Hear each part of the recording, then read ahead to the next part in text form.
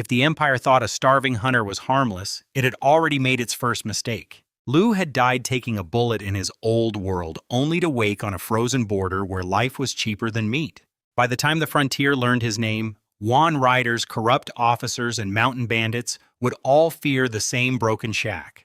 The Kingdom of Du did not welcome Lu with banners or mercy. It gave him a freezing shack, an empty stomach, and a lawless border town. One was the kind of place where criminals and soldiers shared the same mud. Weak men survived there only by kneeling, begging, or dying quietly. Lu had no intention of doing any of those things. The wife selection was not kindness from the emperor. It was a cruel system wrapped in the language of reward. Every woman on that platform knew her future could become a cage. But instead of staying dead, Lu woke up in a completely different world. Some ancient kingdom called Du. Lu was now in the body of a hunter also named Lu, living in a rough border town called Wuan. A few soldiers barged into his house, shaking him awake.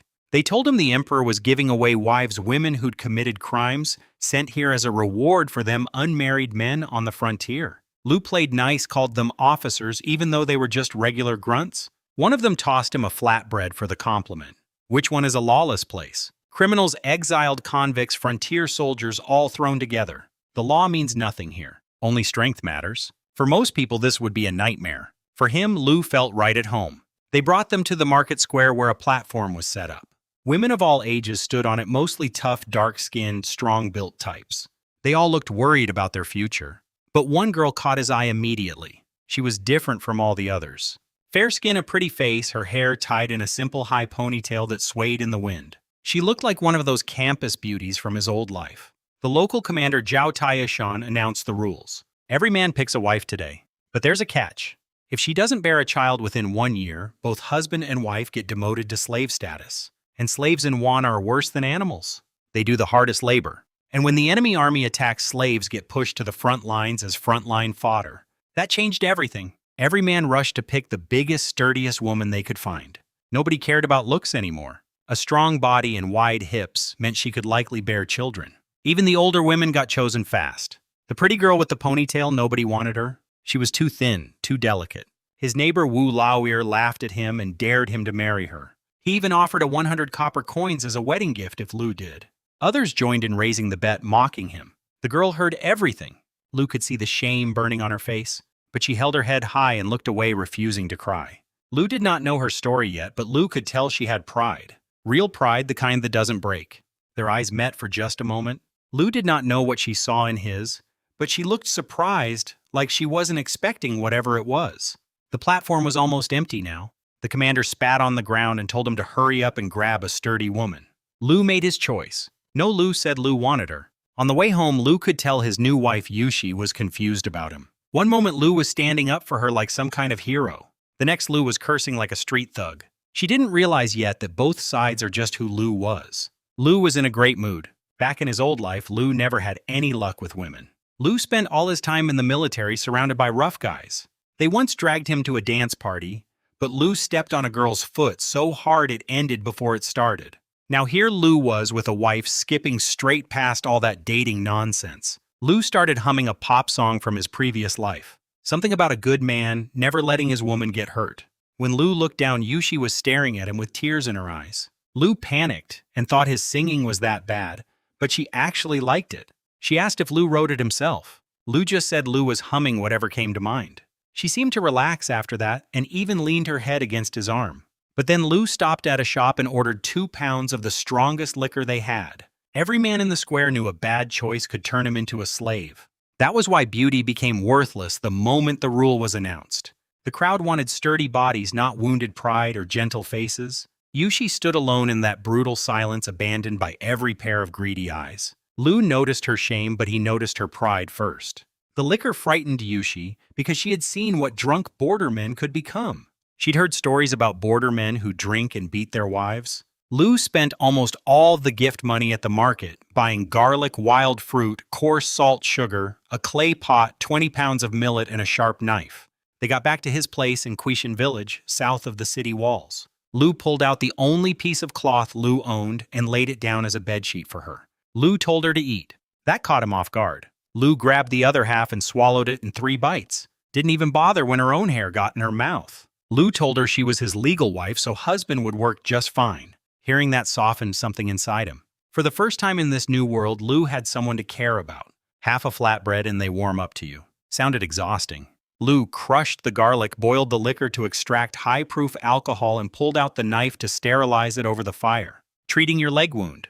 You know medicine. Lu believed you because you told all of Wuan that Lu was your woman. Lu rolled up her pant leg and warned her straight. She could bite down on something or scream. Lu started cutting away the dead flesh with the sterilized knife. Lu was about to find her a stick to bite on, but she grabbed his arm and sank her teeth into it instead. Lu worked fast, cut out the rotten tissue, squeezed out all the pus. Took less than a minute. Lu poured it over the wound. Lu held her tight so she wouldn't touch the wound. Called them shameless. When it was over, Yushi was soaked in cold sweat, her eyes red, trembling. There's more. Lu still need to bandage your wound. When Lu grabbed her calf again, she flinched. Lu looked around the room for something clean to wrap the wound with. Lu asked if she had anything clean. Lu could tell it was meant for something private, a wedding night keepsake. She looked embarrassed and happy at the same time. Next, Lu got to work on the garlic extract. So Lu went with the safest option, Allison from garlic. The process took about 2 hours. Lu was working with pots and bowls and whatever Lu could find. And every time something went right, Lu could not help cheering and flashing Yushi a victory sign. Lu applied some of the extract to her wound, then scooped up a spoonful and told her to drink it. Lu joked. Lu had never seen anyone brew poison right in front of their victim. Their eyes locked, and something sparked between them. She closed her eyes, her eyelashes trembling. Your leg will heal completely before long, Lu told her. Really, Lu did not even know how to thank you. Thanking him is easy. She buried her face in his chest, blushing, and gave a soft as her answer. Lu felt a kind of peace Lu had never known before. She had real curves. A gust of cold wind cut right through the house. Her infection made her weak. Lu looked around. No blankets, no bedding. And Lu was used to roughing it in the wild. It was the dead of winter and Wuan sits in the far north. Lu finally understood why poor and cold always go together. Even in his old world in the 21st century, that was still true. Now luckily, the original owner of this body was a hunter and had left behind a well-maintained water buffalo horn bow hanging on the wall. Lu left the knife with her too. Lu was going out to hunt. She reached into her clothes and pulled out a golden hairpin beautifully crafted. Lu came from Hishua City yesterday. Please pawn this first. Lu wanted to refuse, but her eyes were so determined. Yushi Lu was sorry. She brushed the dust off his clothes gently. Lu believed their life will only get better. Even his mother would have told him to do the same if she were still alive. Something swelled up in his chest and Lu kissed her again. Yushi would wait for him to eat together, she said. They didn't even have a proper wedding. How could Lu ever let a woman like that down? Game was getting scarce up there, but Lu had to try. Lu hated sitting around watching supplies run out. When it comes to getting things done, Lu was always among the best in any world. Right outside the village, Lu ran into a group of women gossiping under an old tree. At the village edge, the local gossip circle spotted him like hawks finding prey. The second they spotted him, their eyes lit up. Pretty is an understatement. Then Dama old Fifth Who's mother, sharp-tongued as always, curled her lip. She screamed and fell on her backside, terrified. They nodded frantically, too scared to say a word. Lu thanked her and headed out. Other hunters had already picked the area clean. Good thing Lu was still wearing the deerskin boots his mother made 2 years ago, or his feet would have frozen solid. Lu could even slide downhill on them. It was way heavier than any compound bow from his old life. Not good enough. That was acceptable. And there, standing alert by the water's edge, was a deer. A deer as gold is out here. The deer was cautious. Lu knew from experience that the moment of greatest vulnerability comes right after satisfaction. The arrow punched through the deer's skull at 35 meters. The elk weighed at least 200 pounds. But as Lu reached for the arrow in its head, every instinct Lu had honed under enemy fire screamed at him. Lu hit the ground and rolled in a zigzag pattern to the nearest tree. When they tried to reposition through the trees, the deep snow slowed them down. Lu found his opening drew and put an arrow through their chest. Lu had learned his lesson.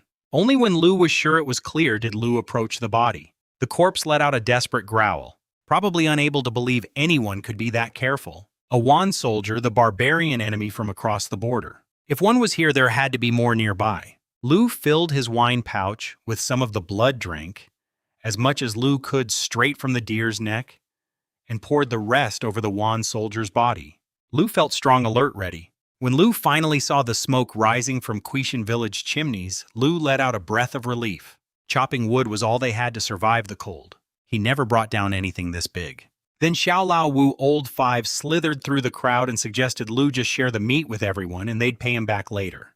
You've got a pretty wife and a huge deer. Lu looked at them coldly. And Lu was warning you. Fear flashed in their eyes. Those guys can cut through a 100-man formation with just 3 or 5 fighters. Even trained veterans barely survive a lone Wuan scout. Then a little girl about 10 years old came running up to him. Big brother Lu. Hua. She nodded. Lu had only asked Danny Chun to watch over Yushi, but she'd been worrying about him too. Lu would roast some meat for you. Lu took the basket off her back. The last time she'd had meat was 3 years ago when her father brought home some lamb after winning a battle. Lu could see Hua was already hoping deer meat might help her mother too. It was Zhangbo, the village's most notorious bully, squatting at the entrance with his crew.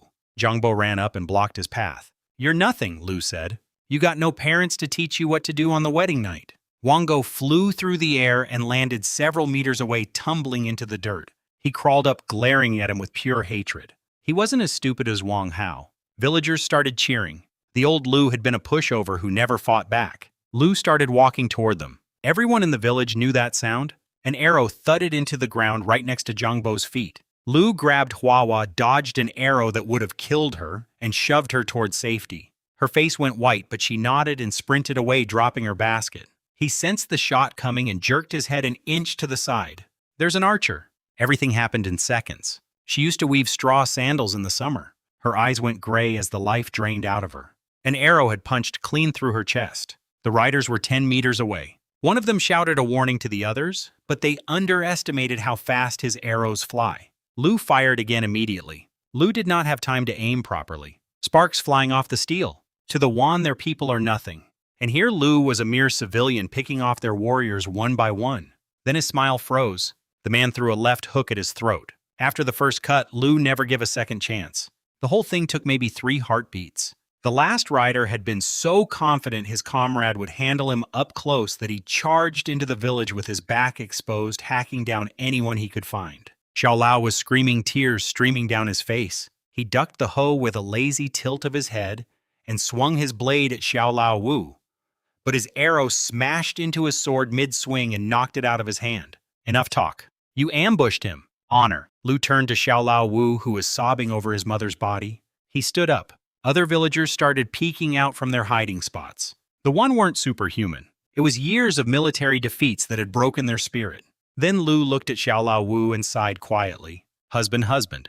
Lu ran to her and caught her in his arms. The Wan are dead, Lu said. That piece of garbage had used a 10-year-old girl as a shield. Lu searched everywhere but couldn't find Jiang Bo. Annie Chun had only kept Hua at the village entrance because Lu had asked her to watch out for him. Yushi, is there any of that medicine Lu made today left? She turned to go and Wu Lower's wife stepped up to help her walk back since her leg was still bad. Lu finally found Hua at the back of the crowd.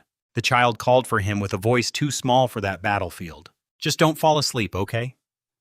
She shook her head weakly. Can you give some meat to his mom and grandma? Kids die young all the time out here, but she wasn't even 10 years old. They're all eating together tonight. The arrow had gone clean through her chest, but by some miracle it missed her organs. Lu told her mother to hold her up and keep her still. She did exactly what Lu said. Lu shouted for boiled cloth. Yushi arrived with the garlic extract. Whether she lived or died was up to fate now. The Wan were hateful, but Zhangbo was something worse. They dropped to their knees all around him begging, Lu, save my wife. Save his mother and he would serve Lu for the rest of his life. A whole crowd on their knees. They weren't Zhangbo. The Wan had attacked this village, partly because of him, because Lu had killed their scout in the mountains. Lu went from person to person pulling arrows, cleaning wounds, bandaging. Then they heard it again. Everyone froze and started to bolt. Then Lu shouted to the village. They'd watched him kill 3 Wuan riders single-handedly, and that had changed something in them. Xiao Lao Wu stepped forward, face red with shame and fury. Lu wanted revenge. 5 men total. The men followed Lu. Lu told them to hide and wait for his signal, then drew his bowstring and aimed at the approaching torchlight. Better to fight here. Lu was squad leader Zhao of the Wan garrison. The voice belonged to a squad leader from the Wan garrison. They let out huge sighs of relief. Sure enough, the first thing the soldiers did when they arrived was glare at them for holding weapons and bark. Lu recognized him immediately. Zhao Yang and Lu had history. No wonder it took you so long to get here. Lu said, looking at his fat belly.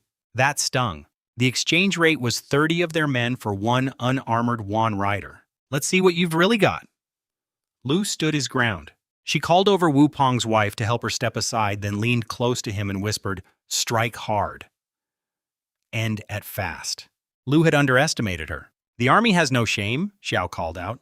"These men were risking their necks for him. You're holding a grudge because Lu caught you harassing village women." His soldiers were disgusted, but they had no choice. Before anyone could blink, Lu was right in front of him with his dagger pressed against his throat. "Lu, let's talk." Why yes, Lu loved talking things out. He screamed at his soldiers to drop their weapons. "Do you want him to die?" Lu could not help grinning. "Lu did not trust you anymore then.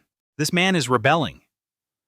It was Commander Zhao Taishan himself, the same officer who'd run the wife selection ceremony. "Good lad," he said loud enough for everyone to hear. His son was a snake. If he tried anything later, Lu had have no problem taking him out too. "Don't make a scene." That one sentence stunned them. A woman with that kind of composure in this era was almost unheard of. The old veterans in the ranks figured Lu was a dead man. The entire crowd went speechless. Zhao Yang held his face confused. "The Wan are crushing them." "Commander, that's enough." The old man was putting on quite a show. Zhao Taishan kept going, but Lu could tell he was pulling his punches, aiming for the backside. "Commander Hao, please stop." He immediately broke into a violent coughing fit, face red, gasping for air. "He can be shaped into something better. You're not just a skilled fighter," he said. "What man wouldn't want to take up arms and defend his country?" By order of the Wan garrison for single-handedly killing 3 armored Wan cavalry, you are awarded 30 taels of silver and promoted to the rank of squad leader. The military here runs on the garrison system. That's how someone like Zhao Yang ended up as a corporal with 0 combat experience. From here, the road ahead was wide open. That's how these things work. For future kills, just send the heads to the garrison and you'll receive credit. He waved his hand and a soldier brought forward 30 taels of silver and a wooden tag with the character for squad carved into it. The killing intent hadn't left his body yet. Their people don't let deaths go unanswered. But Lu was not afraid. "Everything is taken." Lu was not a saint. Lu addressed the crowd. Nobody objected. Zhang Bo's new wife from the same group as Yushi. These two hadn't done much in the fight, but they'd stood by him and earned their soldiers' pay.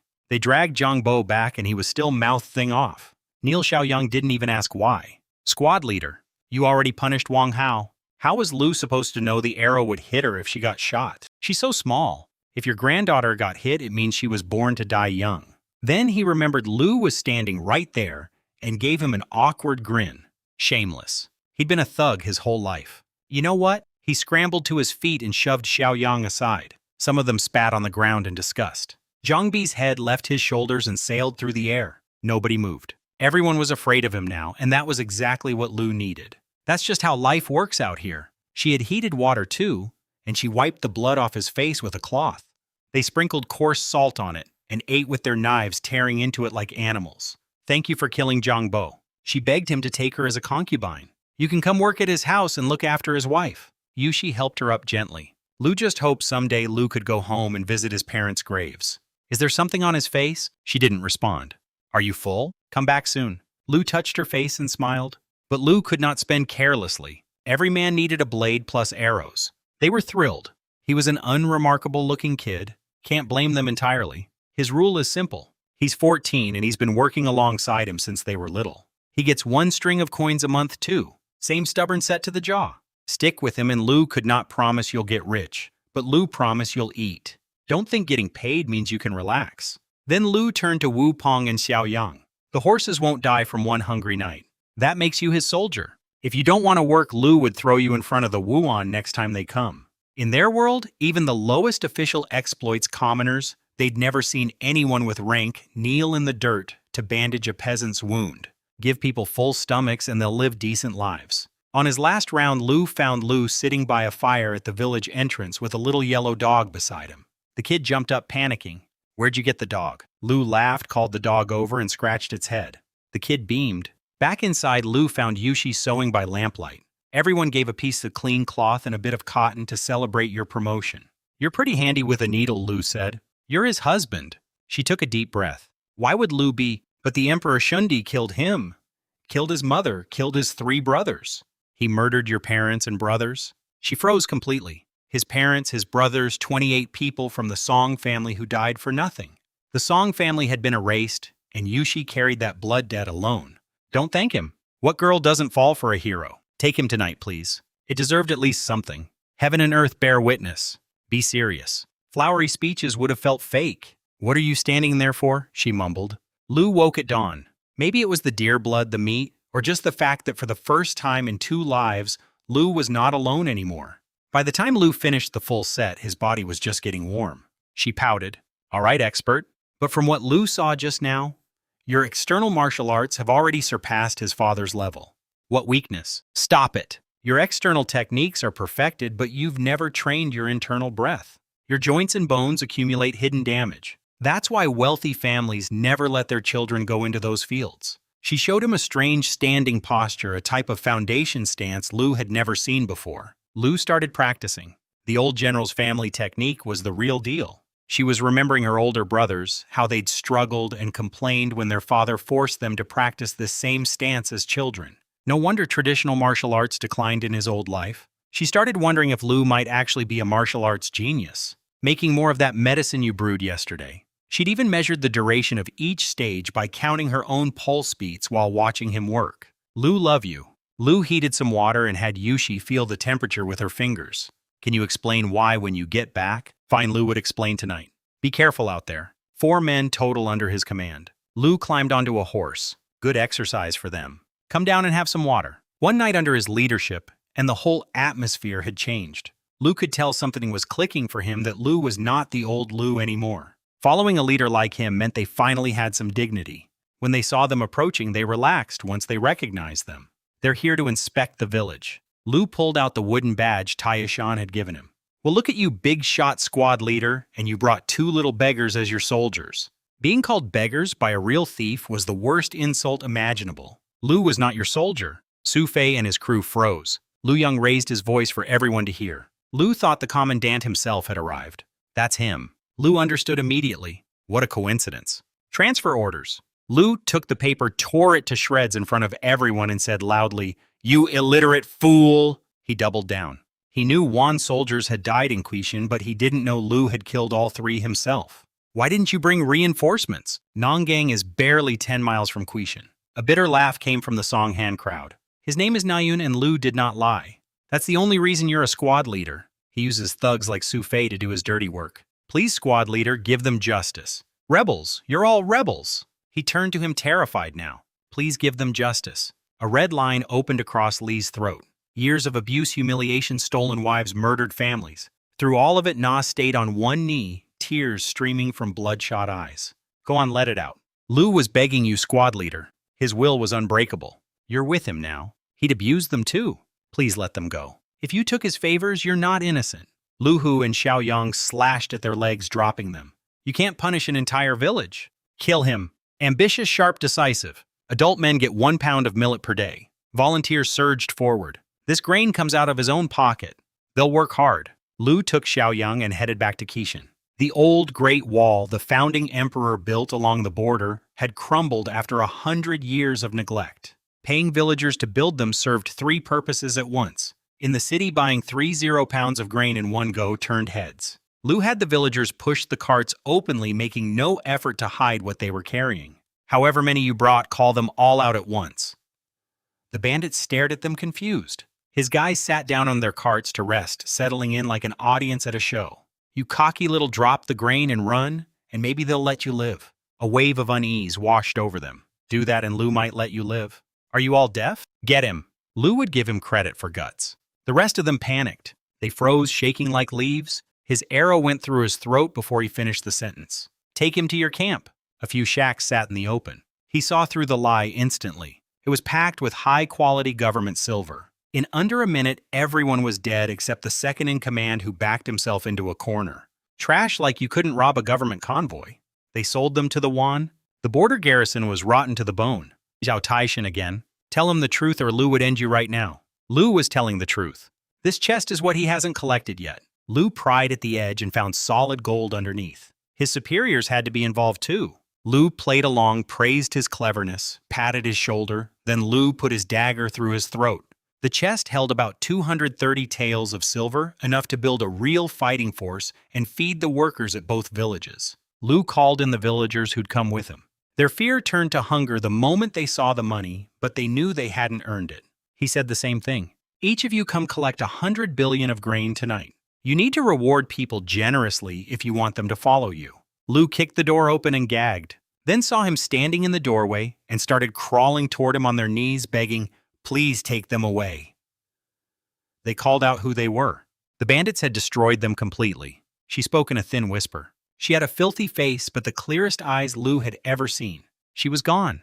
The infections they carried were untreatable with anything available in this era. Lu hardened his heart and told the women the truth. They've paid for what they did. Tell them they married into distant villages. Please. The women bowed to him and the others. Lu gripped the cloth with their names and screamed into the endless forest below. They can go. There was too much to do. The men who'd gone up kept their mouths shut. Quishan villagers lined up eagerly once they heard there was food for work. From now on, you patrol between the two villages. At home, Yushi saw through him instantly. Her hands shook with rage. The sixth prince stole the throne instead. Lu would replace them both. Even a general's daughter gasped at that. The only real fighter is you. Her thinking matched his perfectly. For the first time, Lu felt he had found a partner who could see the board beside him. She blushed bright red. The darkness from the mountain lifted. Her eyes sparkled. He didn't let him practice, but Lu memorized every move he taught his brothers. She wasn't exaggerating. Then go to your work. Lu told her to take some grain home, then rode out to inspect the trenches. They were tired, so Lu gave them a short break. People aren't oxen. Under any other boss, they'd have been whipped raw for sitting down. Lu shouted at the top of his lungs.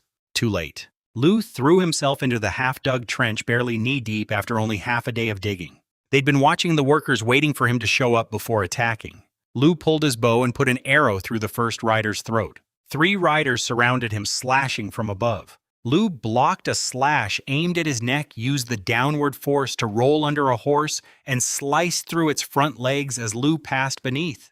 The impact split his weapon in half and cleaved into his skull. All the remaining riders abandoned the fleeing villagers and turned on him, eyes red with fury. While they were yelling, his bowering sang again. When they got close, they dismounted together. He blocked his strike and sneered. Lu did not need to look behind him. And you cowards are running. The fleeing villagers stopped. They're here, sir. Lu pressed forward. The chainmail warrior roared and swung his axe in a wide arc at his head. He didn't stop. Nayun grabbed his bow and tried to help, but the fighters were too close together. He was tiring. The axe flew from his grasp and clattered away. You must hold high rank into Yu's army. You foreigners really don't understand their culture. Do you dare? Workers dropped before they could take a single step. And these were clever. Anyone with a weapon, stand and fight. 3 riders boxed him in, slashing from horseback. His blade took its front legs off as Lu slid through. That drove them berserk. One of them wore chainmail and carried a battle axe the size of his torso, while Lu alone. Then Na's voice tore through the noise. They weren't boys anymore. Welcome. Lu pressed the attack. Lu dodged by inches. It bounced off like a twig. Lu kicked the axe right out of his grip at the weakest point of his hold. You think rank equals fighting skill? The challenge hung in the air like bait. His mother had been murdered by the Wuan, and he still couldn't find his spine. Lu read his shoulder movement and was already moving before the iron left his hands. His footwork was something he'd never seen. His other hand wound its chain around his fist and threw a punch at his skull. In the split second, he was on the ground. No matter how big you are, once it's locked, it's over. Why is the squad leader wrestling? Then it was over. He's exhausted. Someone piled firewood for warmth. This had never happened in his old life. The first thing Lu saw was Lu Yang, Lu Hu, and Nayun standing over him with tears running down their faces. Lu pushed himself up. And the first thing you say is to praise them. Lu said it loud enough for every male in earshot. Take the Wan heads to the city on horseback. Everyone else back to digging. Compensation for people killed by the Wan. Every great leader in history did the same thing. What a righteous man. Lu had go himself. At the south gate, the guards spotted him from a distance, a blood-soaked rider carrying a load of severed heads. Lu was squad leader Lu. Of course he was. A nobody squad leader killed Wan soldiers. He examined them. Killing nearly 10 armored Wan riders would normally require hundreds of elite troops, but he wasn't about to let him through. Lu flashed his badge. If Lu had sent Lu Yang instead, these vultures would have stolen the credit or had the boys beaten. As Lu passed, Lu looked down at him. Lu nudged his horse forward and knocked him stumbling behind him. He was his direct superior, sure, but he'd made his hostility clear. At the commandant gates, Lu dismounted well in advance. State your business. These are Yuan cavalry Lu killed. Some were killed by his soldiers. If you killed Yuan, you're a real man. Lu bowed to them gratefully. People poured in from everywhere, craning their necks to see the heads and whispering about him. Wait, isn't that the guy from the wife selection? And now he's killing Yuan cavalry. Lu lived on the edge of a blade every day. The guard came back grinning. The commandant estate was nothing like the filthy, broken-down city outside. Lu kept his face blank. His men confirmed 9 Yuan cavalry, including 1 chainmail warrior with a flame tattoo on his face. 8 killed by him, 1 by his soldiers, witnessed by villagers from both villages. His anger flared. Prove it.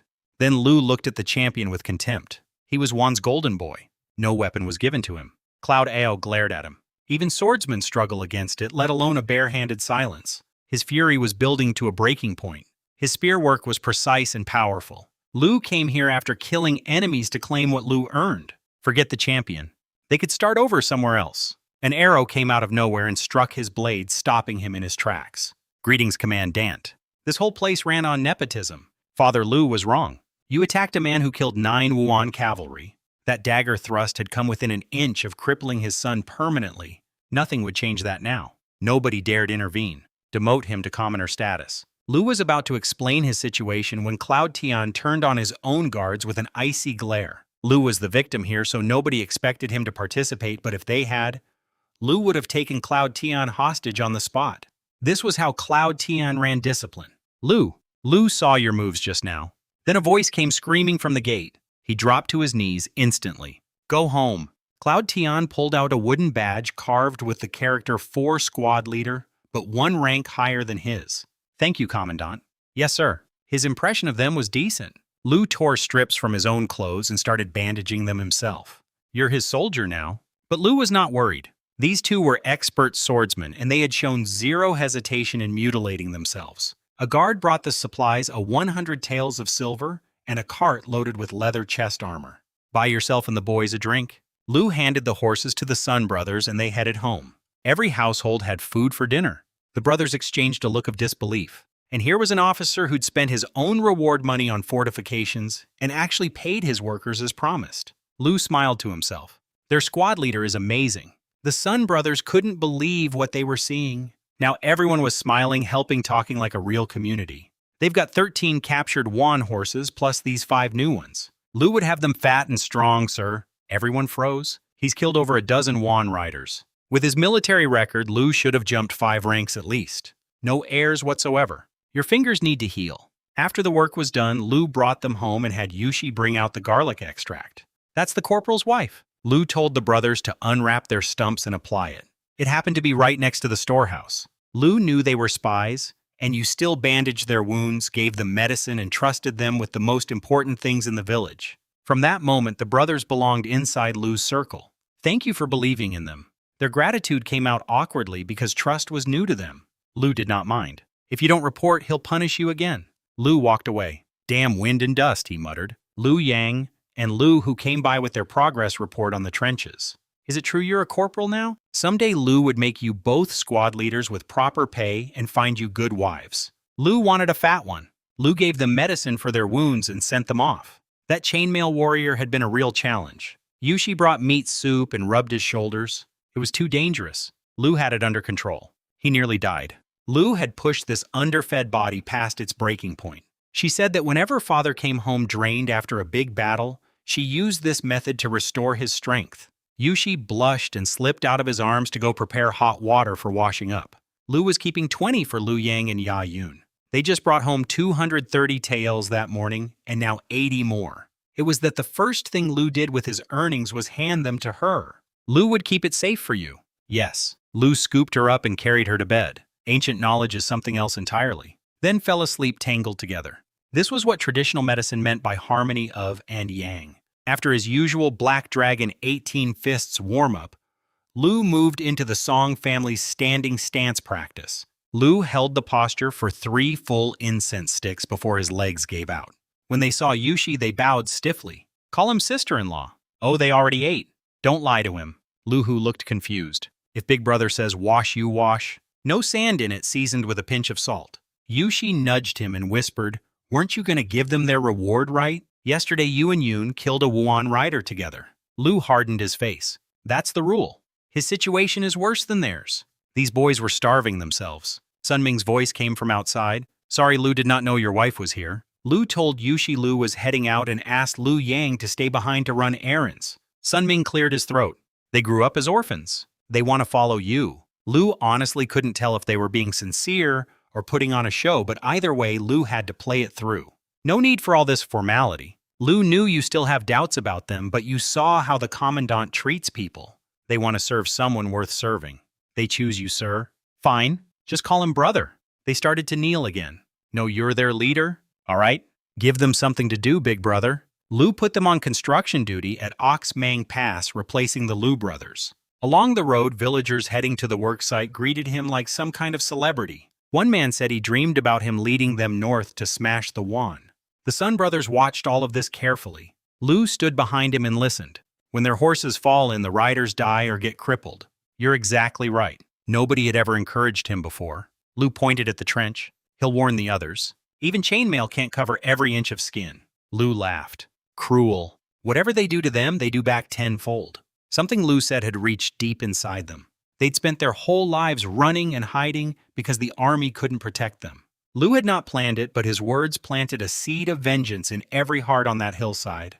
"They'll build 2 guard shacks there." Lu did not care if they have to use their teeth. 100 men raised their shovels and hoes, screaming in unison, eyes bloodshot, veins bulging. But standing in the middle of 100 fired-up men, their blood ran hot too. Today they were ready to stand. Their fists could do more than beat their wives. Men digging with real fury, cursing the Wan with every swing. But Lu had always admired that spirit. Lu was not setting his goals too high, one step at a time. Full portions, no rationing. As long as Lu had silver, food was endless. Once they finished the fortifications and held this choke point, the Wan would walk into a kill zone every time they came. It was a military merit farm. Over the next 2 weeks, Lu split his time between supervising the construction and riding patrols across the surrounding area. Lu stationed Naiyun and the Sun brothers there permanently. For people used to starving, this was heaven. But now that the trenches were done, Lu could feel the anxiety spreading. Why would he? Without this grain, they're back to scraping by. The fierce frontier spirit everyone talked about was really just desperation. But Lu had also found their strength. The men, especially born soldiers, going to waste. The fortifications are done. The good times were over. Lu smiled. Same pay. The corporal is their savior. Half would go west to cut timber. They'd never heard of such a thing. In their minds, roads just happened when enough people walked the same path. A few sharp ones figured it out immediately. Others just shrugged. Afterward, Lu pulled Lu Yang aside. "Your wife gave him a 100 taels to buy more, but what they have left only covers 3 more days. Someone's going to deliver silver to them very soon." He followed his gaze but didn't understand. He didn't say it, but Lu could read his face. If their villages were starving, the Wuan out on the frozen steppe were even worse off. But their 2 villages had been left alone. They don't forget. Lu needed to be ready. The extra timber went into 7 or 8 new cabins for the garrison. Anyone here want to join the army? Never. Lu did not need everyone. Full soldiers pay, 100-meter sprint, 20 wide grip pull-ups, 50 push-ups, spin in place, 10 times, then grab a bow and hit a target at 50 paces. Dead silence. Especially the arrow after spinning that broke their brains entirely. Everyone shouting at once, pushing toward him. If you want to be a soldier, the first lesson is discipline. Built like a bull. But he finished everything within the time limit. Lu had set it high deliberately. About 20% passed. That calmed them down. Lu now had 27 men total, including wheating with the horses. Lu split them into 3 squads of 9. His men needed to learn to ride before they captured even more. Small skirmishes and massive army clashes alike. Break their lines and victory comes at minimal cost. But this strategy demands a commander who leads from the front. Everything was falling into place, but something had been eating at him for days. But Zhao Taishan was secretly trading with the enemy, and Lu still didn't know if Commandant Cloud Tian was involved. Military bounties barely covered expenses. Corporal soldiers came to arrest you. They're at your house right now harassing your wife. They're touching his wife. His vision went red. They heard Lu's wife was pretty. You'll die too, but maybe if you're nice to them first, they'll let you live. His smile froze. Lu kicked his body to the ground and stood there, sword dripping, staring them all down. Their leader, a pale-faced man, pulled out a warrant. Husband Yushi ran to him. She shook her head. They surrounded the thugs completely, defying the commandant as treason. Yushi was the only family Lu had in this world. Even though they hadn't touched her, that alone was unforgivable. Lu examined their warrant. Lu had killed every person on that mountain.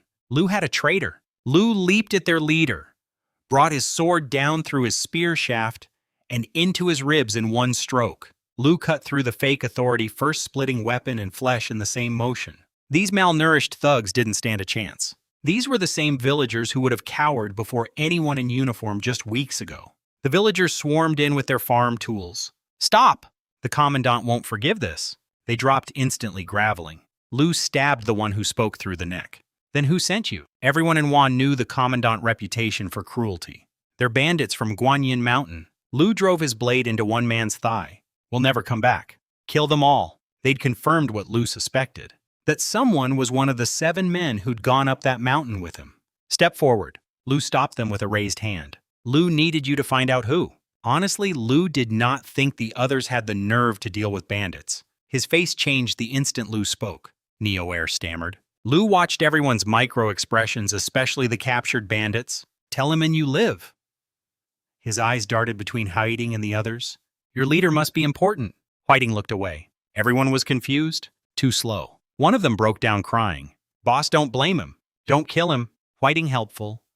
Quiet, hard-working, Huiting was the leader of the Guanyin Mountain Bandits.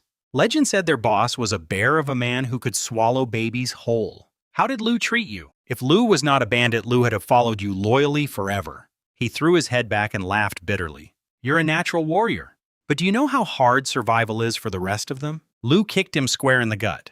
"You couldn't survive, so you preyed on defenseless farmers." Lu was not blaming you, but his brothers needed to eat. Lu knew Lu could not beat you in a fight, but Lu was not going to surrender quietly either. "Watch out!" Lu had known he was the traitor before Lu even called his name. The moment his shoulder moved, Lu was already dodging. He screamed, "Lu hated you, Lu!" Lu could not draw his attention, so Lu got stuck with an ugly woman while you took her. 10 of him couldn't beat you. Why aren't you afraid of anything? Silly girl, why'd you jump in front of him? Lu was worried about you. Heat some water? Are you even listening? He didn't even know the Breast Mountain Bandits worked for Zhao Taishan. Lu stood over him and looked down, because Lu was not a coward like you. Why would Lu be afraid? You only have the nerve to swing a blade at your own people. The villagers were screaming, "Kill him!" Today, Lu execute him as justice for the dead. His head rolled across the dirt, then turned to face the village. If Lu ever find out anyone is leaking their business to outsiders, don't test him. Whatever petty schemes anyone might have been nursing, died right there. Lu rewarded every villager who defended Yushi with 5 taels of silver each. Reward your people generously and publicly. But Lu did not go home. That meant there were more of them sitting in their hideout, and they already knew about him. It wasn't that Lu did not trust them. They were technically the commandant's spies. Saddle the horses.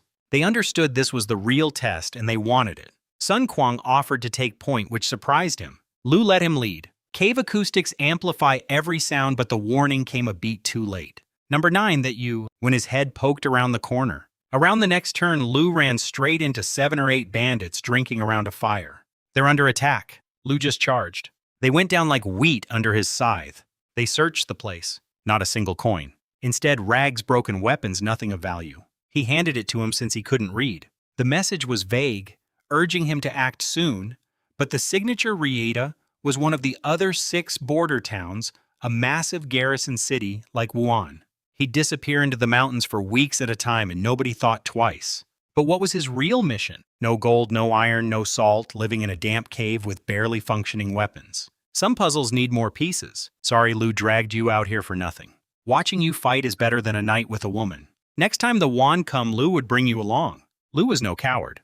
He'd been examining the cave wall and something clicked. Lu grabbed a torch and led the way down the hidden staircase, sword in his other hand.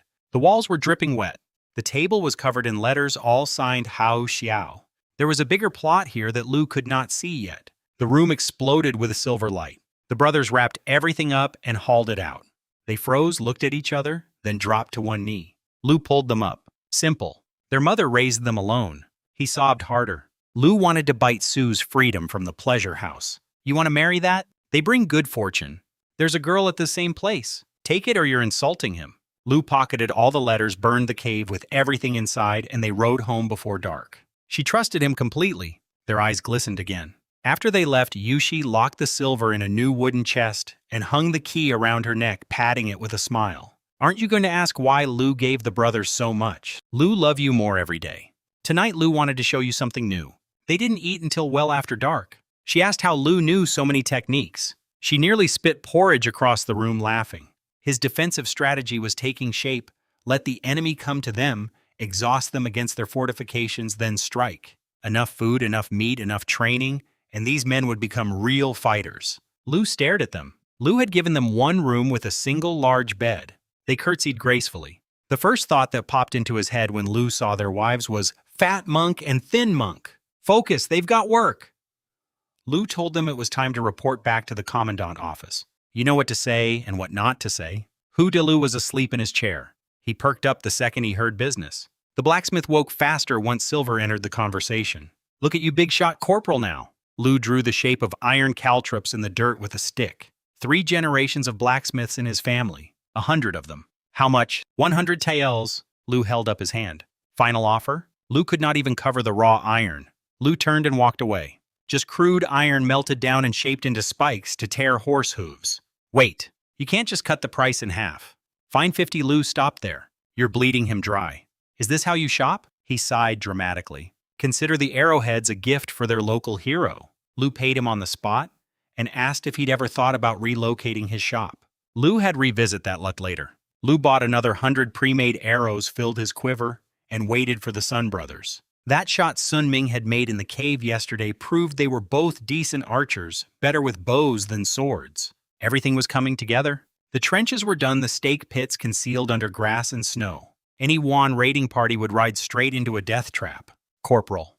The Wan came, his whole body tensed. Where? The trenches. It's horrible. Lu blinked. The villagers were tripping over each other, trying to tell the story, waving their arms, acting it out. You told them not to be cowards, so they grabbed their tools and ran over there? And when they got there, you won't believe it. Horses and men all piled up in the trenches. Lu asked. Was anyone hurt? Not a single person, not one arrow fired. Those animals just rode straight into the pits and died on the stakes. Forget heaven. The traps did all the work. He's the real miracle. Lu caught Yushi's smile in the back of the crowd, cracked his whip, and galloped toward Oxmang Pass. Their first harvest, and they hadn't even lifted a finger. When his boys saw him riding up, they ripped off their new sheepskin coats and ran over like excited kids. Nice work. It wasn't them. It was your trenches. Lu had never seen Wan look that pathetic. Lu Yang acted out the whole scene, imitating the riders' expressions as they fell into the stake pits. Lu told them to keep the pits maintained, replace broken stakes, redo the camouflage, and most importantly, never let a single Wuan rider escape alive. Lu pulled out 20 teals and handed one to each man present. This kill goes on your record. They were ecstatic. Nobody in Wan would believe a bunch of farmers had wiped out an armed Wan patrol without firing a single arrow. Lu pointed at their sheepskin coats. New rule. Kills in the trenches get split evenly. Naan offered his coat to the night watch instead. Lu tossed him a badge. You're squad leader now. He tried to refuse. Lu shut that down. You killed a Wan soldier with your own hands 2 weeks ago. Pick up the burden. You're squad leader too. Nayan runs the pass. Everything matters. Both straightened up. Thank you for your trust. Everyone was buzzing. They knew Lu would distribute the rewards fairly. They butchered them on the spot, bled them, gutted them, buried the toxic livers. The other 2 Lu had cut into strips and smoke cured on wooden racks for storage. The smell of cooking horse meat spread across the hills. His soldiers hadn't seen real meat in ages. Songhan people hadn't tasted meat in nearly a year. Kids crept up drooling. They promised they would not eat any. Lu put on a stern face. Number. Go home and get your bowls. Everyone who helped dig trenches gets meat. What kind of nonsense is that? The corporal is like a father to them. Don't say that. Yushi arrived with a jug of his favorite strong liquor. The smoke portions Lu kept exclusively for his soldiers. They were training hard every day and needed the protein. Lu saved plenty for the Sun brothers. Naeun spotted them first and called out, but they didn't answer. Lu ran over immediately. Both were slumped on their horses, barely conscious. Arrows stuck out of their backs. Sun Ming, what happened? Bandits. Strong ones. Lu understood that from this night forward, peace would never be begged for again. It would be taken by force.